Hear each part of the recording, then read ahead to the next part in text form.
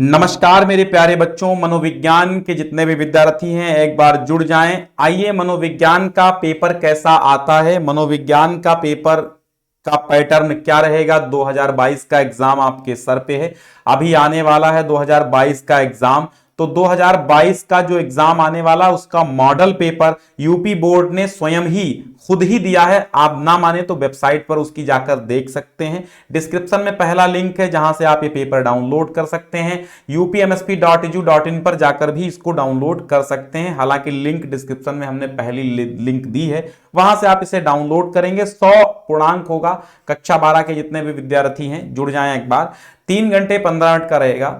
मनोविज्ञान जिसको आप साइकोलॉजी बोलते हैं, सभी प्रश्न अनिवार्य हैं। इंस्ट्रक्शंस जरूर पढ़िएगा। इंस्ट्रक्शंस अगर आप नहीं पढ़ते हैं तो धोखा भी खा सकते हैं आप बोर्ड में जाकर के।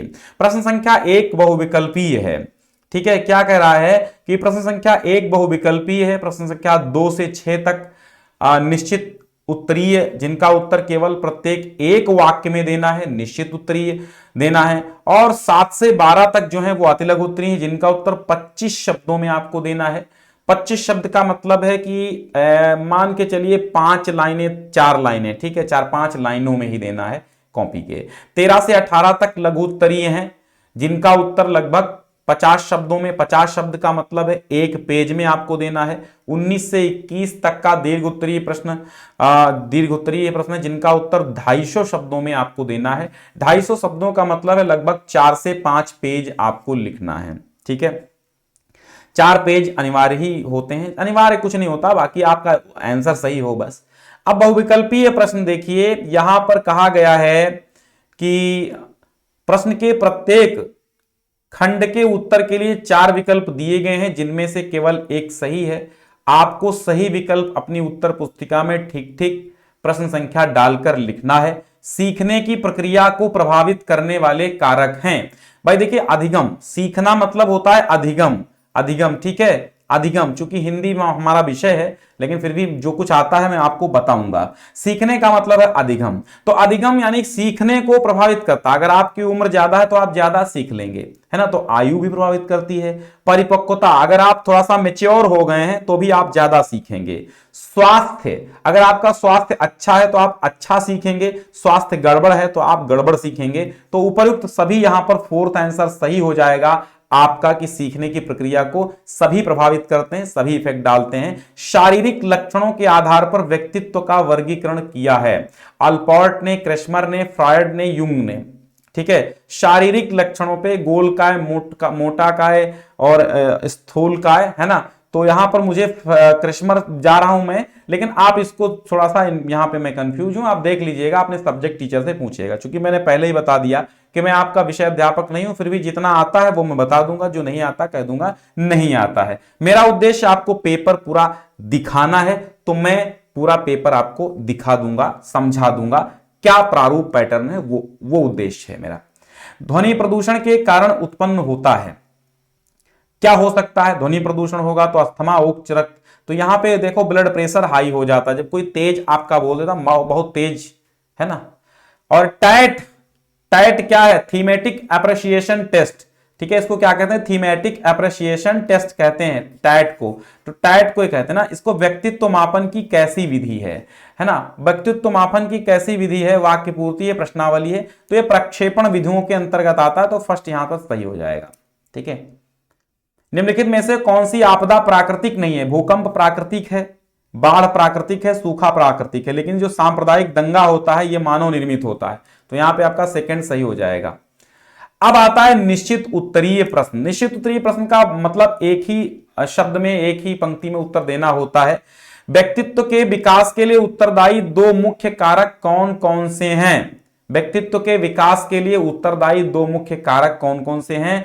वातावरण एवं वंशानुक्रम। ठीक है, यह भी हो सकता है, आप देख लीजिएगा। संतुलित व्यक्तित्व की 2 विशेषताएं लिखिए। शाब्दिक परीक्षण से आप क्या समझते हैं। वायु प्रदूषण के 2 मुख्य कारण लिखिए। वायु प्रदूषण के मुख्य कारण क्या है, वाहनों की संख्या में अधिक और औद्योगिकीकरण। ठीक है, प्रथम बुद्धि परीक्षण का निर्माण किसने किया था। फिर है सीखने के पठार से क्या तात्पर्य है, चित्र बनाकर स्पष्ट कीजिए। तो सीखने के पठार का चित्र ऐसे बनता है, शुरुआत में ऐसे चलता है, फिर ऐसे चलता है, फिर ऐसे चलता है। ये सीखने का पठार है, यहां पर सीखने का पठार है। क्योंकि सीखने का पठार वो होता है जहां पर सीखना एकदम बंद हो जाता है, रुक जाता है, ठीक है।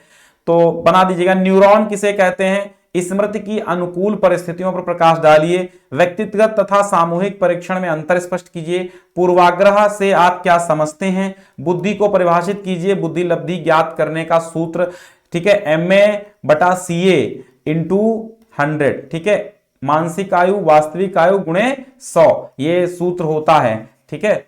अब जैसे किसी बच्चे की मानसिक आयु 100 है और उसकी वास्तविक आयु 20 वर्ष है, और फिर इसकी तो बुद्धि लब्धि क्या होगी? तो 20 पंचे 100, तो यहां पर 500 इसकी बुद्धि लब्धि हो जाएगी, है ना। फॉर एग्जाम्पल हमने बताया है, तो आप ऐसे लिखना, मानसिक आयु, ठीक है, बटे वास्तविक आयु गुणे 100, ये होता है बुद्धि लब्धि का सूत्र।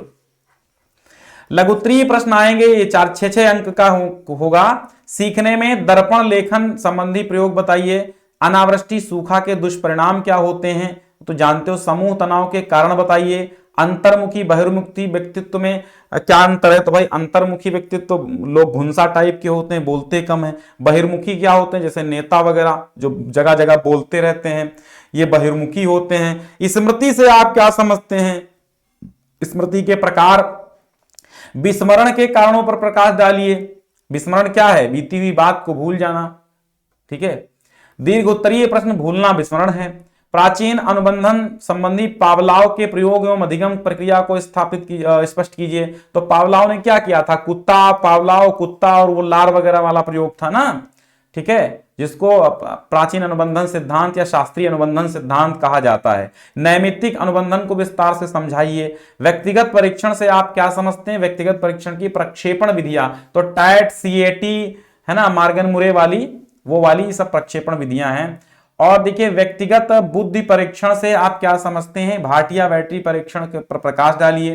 पर्यावरणीय प्रदूषण बहुत इंपॉर्टेंट है ना, आपके हिंदी में भी बहुत इंपॉर्टेंट है, इसका निबंध भी। सामान्य कारणों पर प्रकाश डालिए। मानव व्यवहार को पर्यावरणीय प्रदूषण प्रभावित करता है। इस कथन को स्पष्ट करते हुए वायु प्रदूषण के मानव व्यवहार पर पड़ने वाले प्रभावों का वर्णन कीजिए। 6 अंक का आएगा। तो इस प्रकार आपको स्पष्ट है कि बहुत अच्छा पेपर आपका हो जाएगा, कोई दिक्कत नहीं है। चलिए, डिस्क्रिप्शन में पहले लिंक से आप इसको डाउनलोड कर लीजिए। यूपी बोर्ड द्वारा ये दिया गया पेपर है। यूपी बोर्ड की वेबसाइट पर www.upmsp.edu.in पर जाकर भी डाउनलोड आप कर सकते हैं। चलिए, बहुत बहुत धन्यवाद। आप अगर हिंदी की फुल तैयारी करना चाहते हैं, प्लेलिस्ट हमारी फुल बनी हुई है। अन्य विषयों की अगर तैयारी करना चाहते हैं तो भी हमारी फुल प्लेलिस्ट बनी हुई है। आपका स्वागत है, आइए और पढ़िए। हर एक प्रकार के मॉडल पेपर्स, कॉपी राइटिंग वगैरह कैसे लिखते हैं, सब कुछ मिलेगा। तो आप डिस्क्रिप्शन में लिंक है, टेलीग्राम ज्वाइन कर लीजिए। वहां पर यूपी बोर्ड की ढेर सारी अपडेट्स आपको मिलती रहती हैं, टेस्ट वगैरह चलते रहते हैं।